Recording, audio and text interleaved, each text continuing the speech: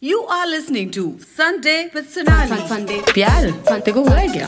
आजकल तो जनरेशन कहती है ये वाइब्स है वाइब्स, पर शादी के बाद सब कुछ बदल गया, पुराना कुछ नहीं रहा. This show is all about love, romance, sex, relationship, and sometimes is beyond that. Sunday with Sonali, season 2. This podcast series is powered by Jhansi Rani Square, Nagpur. and produced by Voice Villa Studios. Sunday with Sonali. Sunday with Sonali, season 2. However, there are those situations where if you are a single mother, and I was hurt, and I was really searching, and I was really looking for like, wow, I fell in love, I know what this feels like now, I want a relationship. I learned a lot about that trust isn't based upon race either. I never knew my father, for 20 children who are all living with HIV or affected by HIV and AIDS in some form or capacity. Sunday with Sonali is the show which talks about love, romance, sex, relationship, and sometimes it's beyond that. Today I have a very beautiful friend of mine, Jerry. Right? Yes, you got it right. You got it right. Hughes it is. Hughes, yeah. Jerry, hi, welcome to my show. Hi, Sonali. Thanks for having me. Yeah. Jerry, your life is a roller coaster. It is. It was never a smooth journey. Never has been. I just told you that show is all about love, romance, sex, relationship, and sometimes Yes, I know. beyond that. Jerry, I just wanted to talk about you. Jerry is a very good friend of mine, but beside that, he's a great friend of so many underprivileged children. Yes. And he became the angel for them. Yes. Jerry, I just wanted to talk about your journey in India first. You traveled to US, right? Yes. India. Yes. And the journey was phenomenal. Yes. What right now you are, how many kids do you have? Right now, we started it's called House of Hope, an orphanage for 20 children who are all living with HIV or affected by HIV and AIDS in some form or capacity. And so that's here in Nagpur. And we started that 6 years ago. House of Hope. You are the Yes. hope for many children and many Yes. people. But how did it happen to you? What was the journey like? The entire journey, we gotta go way back. My first trip to India wasn't even HIV related. I was coming to be a speaker at a youth camp to share my story of how I was born of a single mother in rural Iowa in the United States of America, poor, and never knew my father.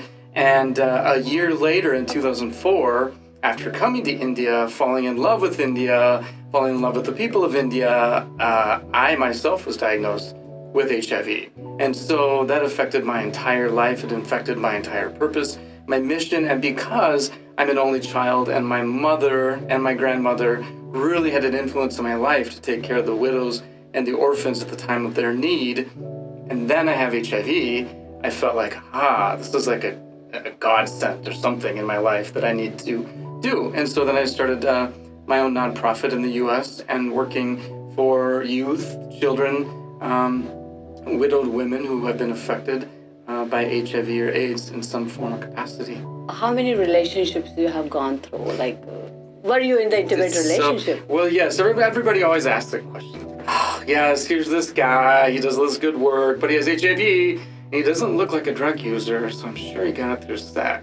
And that is true. So, a lot of people do want to know, how I got HIV. Yes. And I was looking for love in all the wrong places early on in my life, in my 20s and 30s. I had 2 serious relationships in my life, and that'll lead to another question.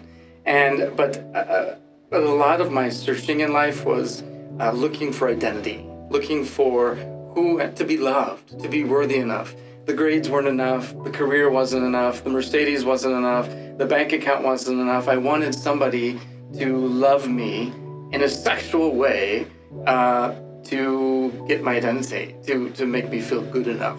And so I did that, and I ended up through it falling in love with 2 serious relationships, and then falling out of love just as fast as I fell in love, and then just decided to be a single guy and devote my life to my work at this point. Now I've left you with... True. I just start with your childhood. Yes. Because definitely the show is all about the intimate relationship. I Yes. will definitely talk about the love intimate relationship, but just I want to go into your childhood memories. I just want to take you to the flashback of this lane of the childhood memories. I think you and your mother raised you single-handedly, right? She did. She was a Yes, single mom. She was back in 1974. She was the youngest of 11 children in her own family, and so she was going to have an abortion.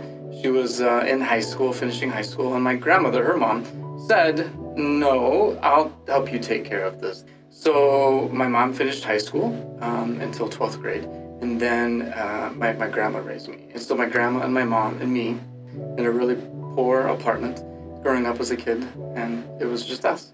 And that's how How I was old raised. your mom when you were born? 16. 16. Yeah, I was conceived at 15, had me at 16. And I never knew my father.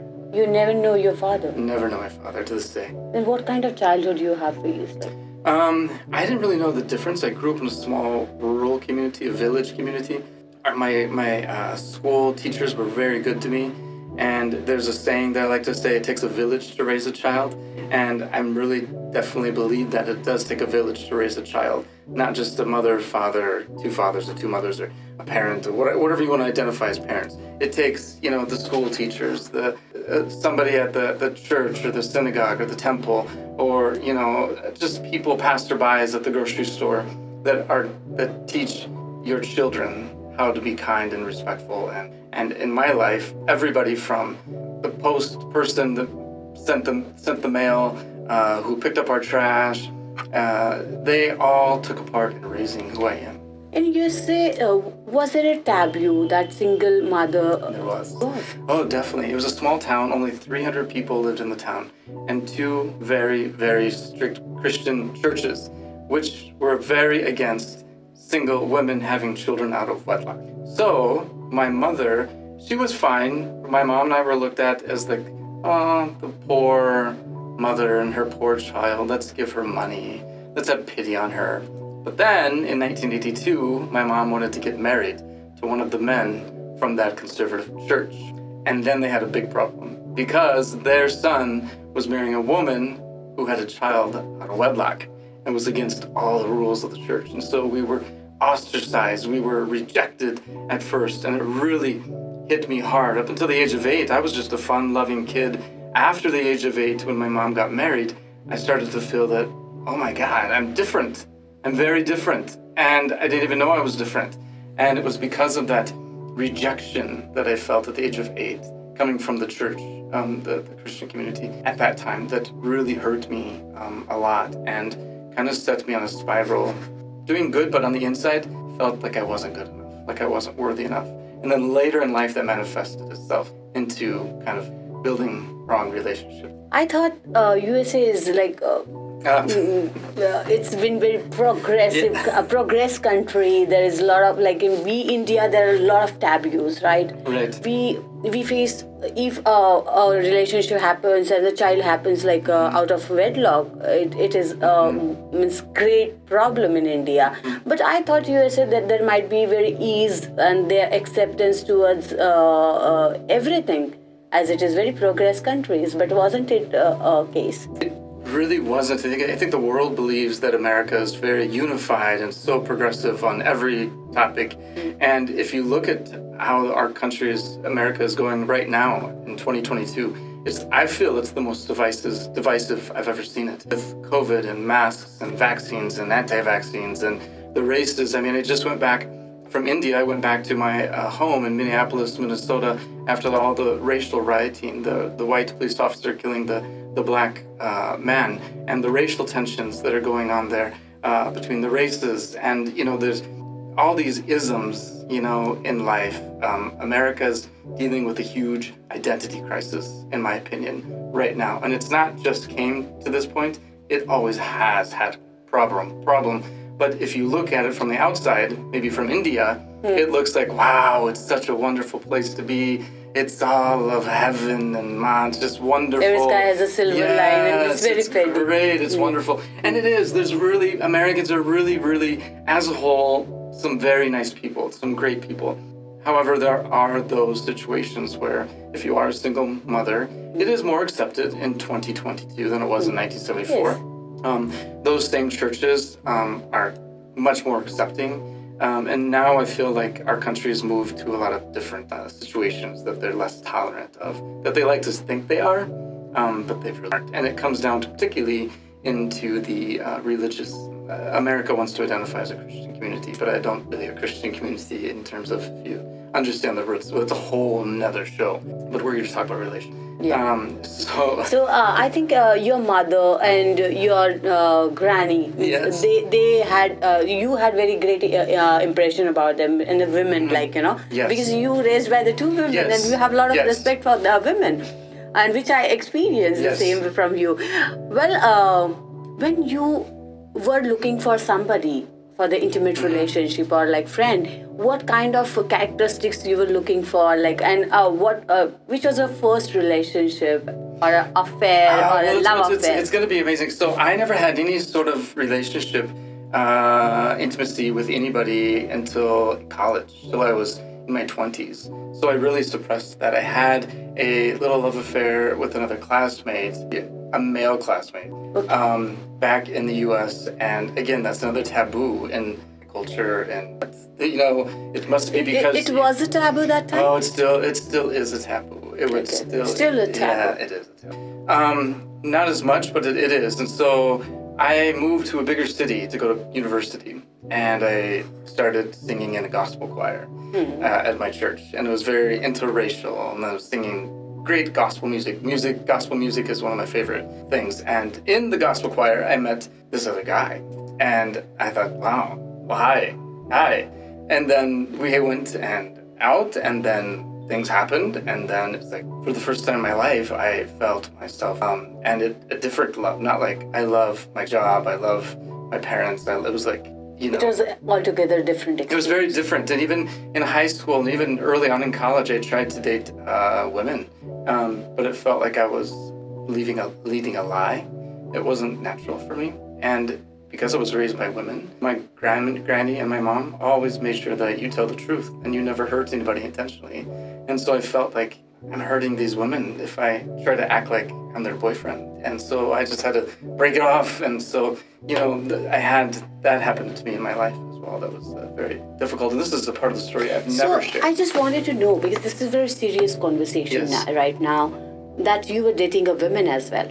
I was too in college because I went to a Christian college. So, but were you satisfied that time? No, not at all. And that when you met the male guy, and Then it was like a lot of butterflies in your stomach. Yes, I couldn't make them up. It's nothing I could make up.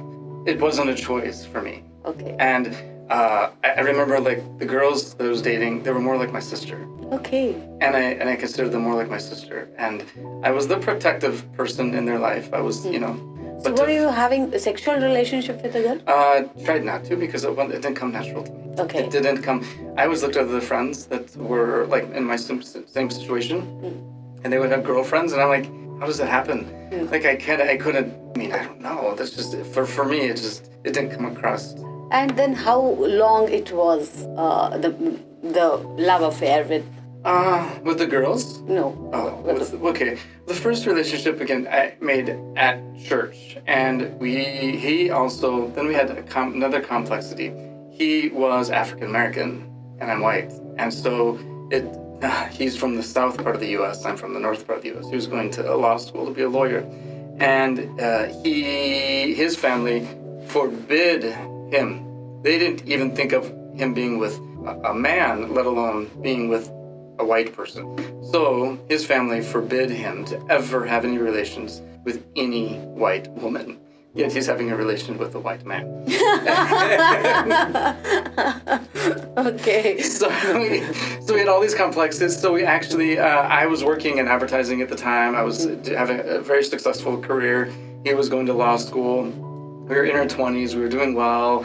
And we got our own place together. And that's when I finally came out to my mom and other relatives that, hey, I'm gay. I'm not, and that was coming Did up for your me. parents accept it? Not at first. I would say they said they did verbally, but their actions were like, it's kind of weird.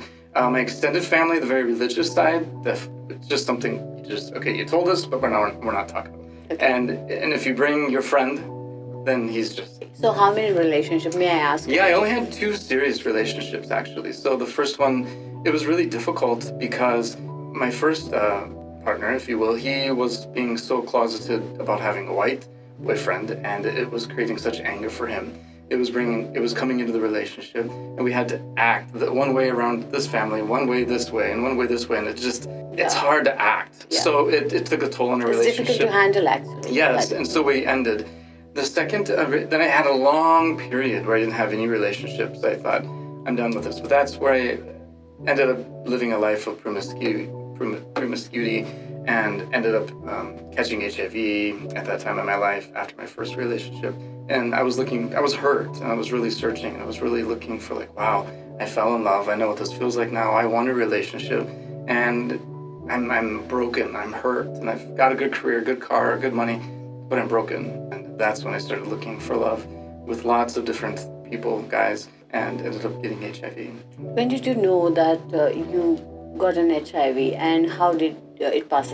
I had no idea that I had it. I never had any symptoms. Nothing ever happened to me in my life. I just happened to be coming to India in 20, and I had been done with that kind of that torment, that promiscuous life in my time. But HIV had been living within me for years, and I had no idea that it was. And then they did an HIV test before I came to India, and 20 minutes later, that's when they said, "Hey, you." And that's when I said, and I was 30 years old at the time, and I felt I was an 8-year-old boy living inside of a man, of a 30-year-old man. I was 8 when my mom got married, lost and confused, and I felt like I'd been so lost and confused. Then I was diagnosed with HIV, and I felt like the 8-year-old boy came out of this man's body, and it was as if my granny, who had all died, had been telling me, you were lovable, you were good enough, you were wonderful, stop looking to everybody else for love. You're good enough, beautiful enough. And I never believed it. And then when I was contracted HIV, it was that point I remember her voice, and I decided to do something good. I think she's a motivator of your life. She is. Grandma Hugh. So there is a different shades of the relationship in your Yes, life. There is. There definitely is. Yeah, this is a side that I never share. I've never shared this side. You're the first person I've ever shared this with publicly. It's very... I'm honored. And I always wanted to know the truth behind truth. Mm-hmm. Right. And I just, you're a beautiful soul. I always fascinated with the way you lead your life. You always smile. You always smile, and you give the smile and the hope to the many. And, after knowing that you are an HIV positive, you started leading your life in a different aspect, and you made a great relationship with India. Yes. You made great relationship with the kids in India. You made phenomenal relationship with the HIV positives. Yes. How did this journey start? Well, I guess I always had... I'd also done a lot of work in Namibia, right above South Africa as well, and even in the U.S. I looked at the world differently when I received my HIV diagnosis, and it also affected my second relationship that I had in my life, because my second relationship in my life was with somebody who was not HIV, and so I was dealing with another African-American man. So didn't have the race issues. Now we had issues of, I'm HIV positive, he's not, and so we had that, and but I guess there's two things here. The one is that my passion for helping the kids with HIV came again from how I was raised, is that I felt like with the kids with HIV, particularly in India, or particularly in Namibia, or wherever, I mean, those are the 2 countries I had gone to for other speaking things that I fell in love with. And I felt like no matter where in the world you go, a child living with HIV or orphan because of AIDS are always going to be the outcast. And then they need somebody to protect them, because then it led to sex trafficking, human trafficking, prostitution, if they don't have somebody who really cares about them.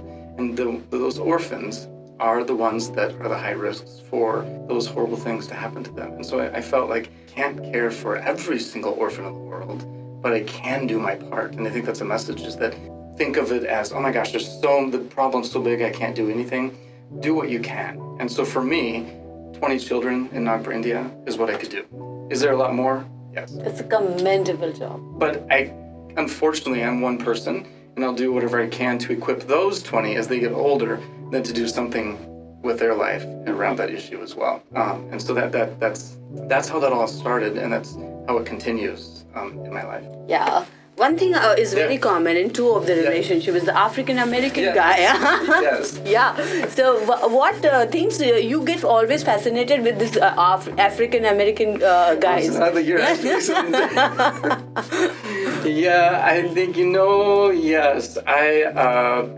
What is it? You always want what you don't have. I don't know. I think there's something very sensual about that statement, and I think with me it came down to I've growing up as a kid, I had a lot of trust issues. I had a lot of people in my family who lied to me about who my father was, lied to me about a lot of things, and then I started racializing it, that I couldn't trust a white person.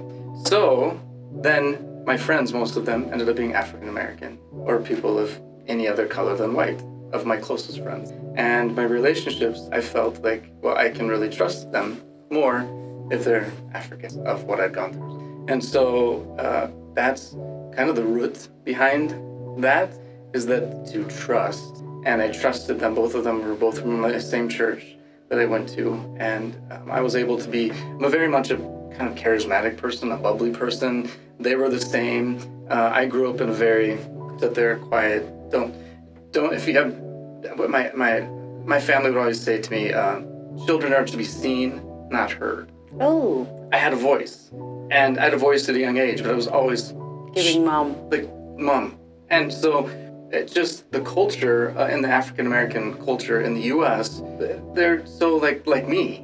And I felt like talking and shouting sometimes and expressing yourselves and having fun and bubbly, where I was raised very, even at church, if somebody would sing a song, nobody would clap. No applause, no clapping, nothing. And so transfer that into my relationships in life, when it comes to intimacy, I was more drawn and attracted to a charismatic African American man because of the personality, so that's just actually, when you fall in love, it gives you a lot of, it gives you great happiness. Yeah. Do you remember what sort of happiness and the laurels came to you out of this relationship? Out of both of them? Yeah. I learned a lot about myself. I learned a lot about that trust isn't based upon race either, trust. And because, and it also, I guess it just taught me that I am my own man. I don't need somebody else to compliment me. I think in a relationship, you want someone to compliment you. At the end of the day, the sexual element will be there, but it'll fall away and you'll grow old together. And if you're with somebody only for the sex, then that's going to get old. You need to be with someone that compliments you. And so for me, as I've grown older, I'm only 40, I'll be 48 next month. The older I get, I have relationships in my life that other person could be female, could be male. My friend Marie, my friend Dawn, they're both women, and they compliment me. And I trust them and I love them. And I don't intimacy of any type. But, through all of this, I learned that I am my own. And some people like, oh, I can't do that. I need to be with somebody. I can't be single. But I embrace my singleness. And I love a lot of other people. So now you are enjoying the relationship with your own. I am, yes. Romancing yourself. I really am. I won't say that I won't look at some people and be like, whew. But I also know, Sonali, here's also one thing that I struggle with, and I'm going to share a struggle, is that a lot of what I do is with kids. And as a child, I've been hurt by many, many. And so I do put them above myself sometimes. I put them like, oh gosh. Your role of a father. You know what I mean? Yes. I mean, there's times I'm like, I would love to go and just live it up. But I don't for the sake of the kids, because I have a responsibility, I believe. And I chose that. And so for me, that's just where life is, right? That may change. Wow, it's wow. It's wow. But now you're completely single, right? Completely single. Ready to mingle? Yes. Well, yeah. If I met the right person, it'd be someone that, doesn't, I wouldn't want somebody to be involved in my second relationship was 100% involved in my nonprofit work. Came to Namibia with me, came to South Africa with me, and then it became a competition. Who was a bigger Jerry? Who was more of a Jerry Hughes?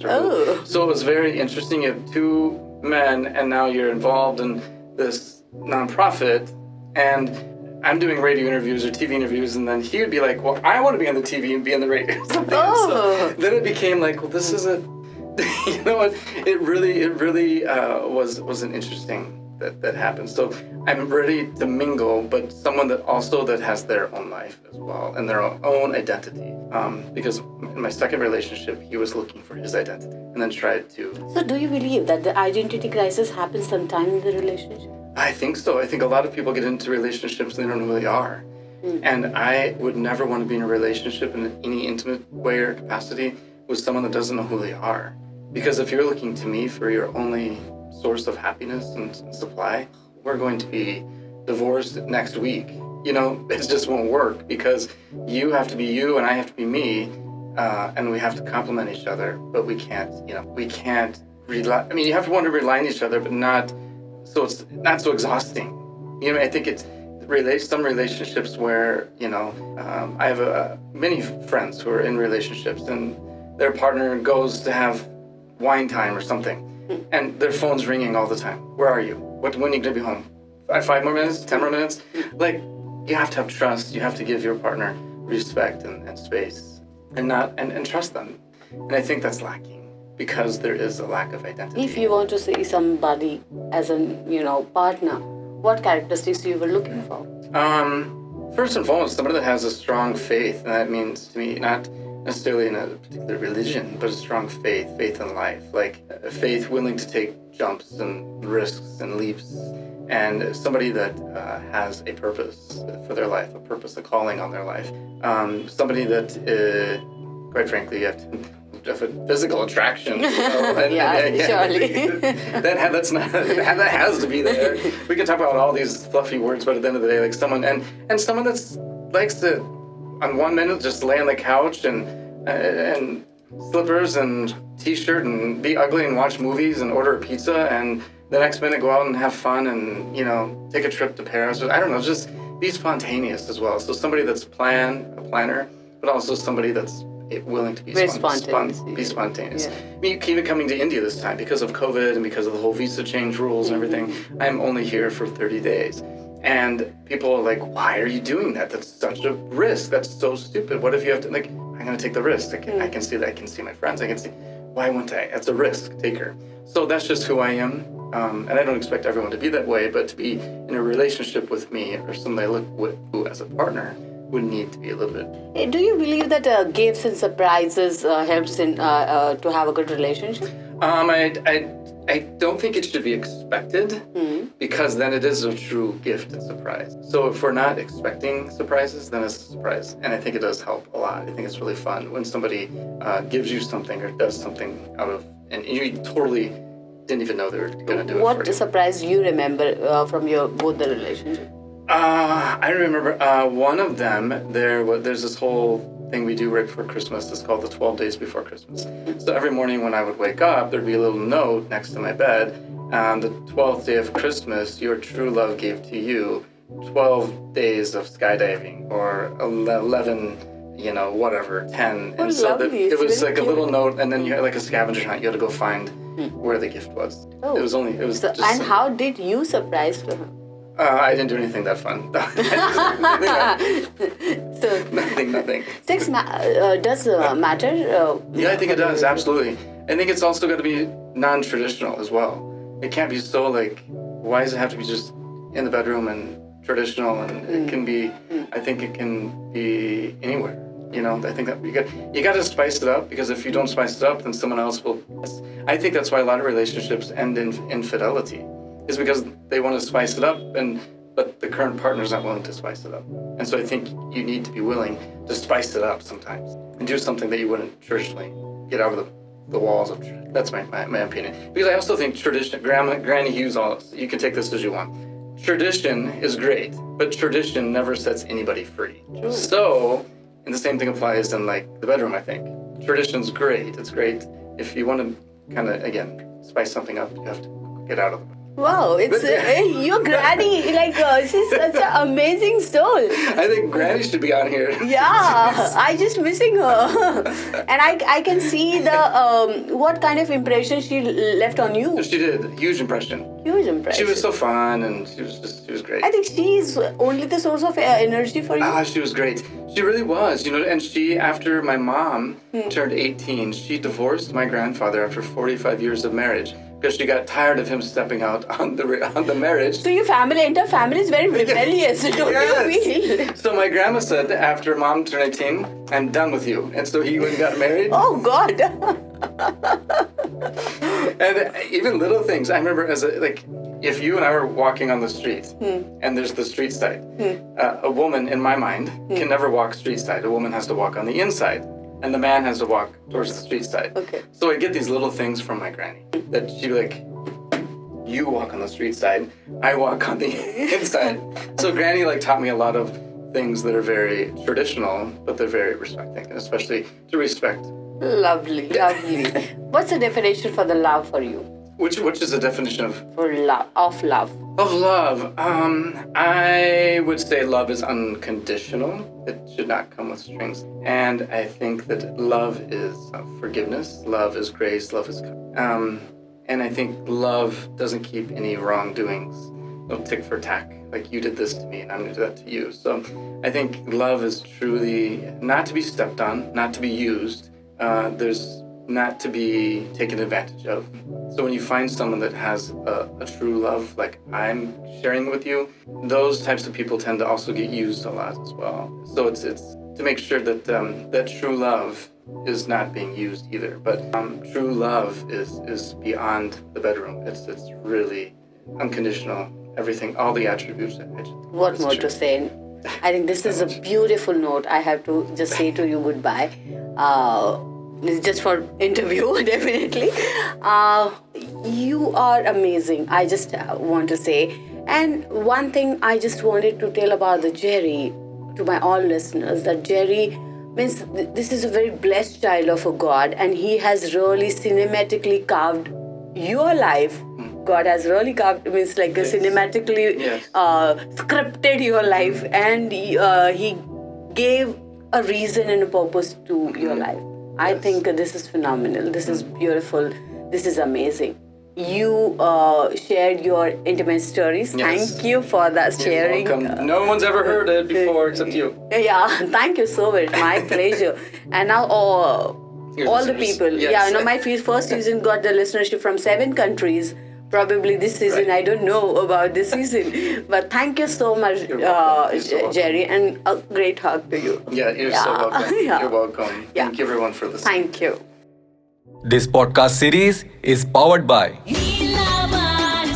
Jhansi Square, Nagpur. and produced by Voice Villa Studios. Sunday with Sonali. Season 2.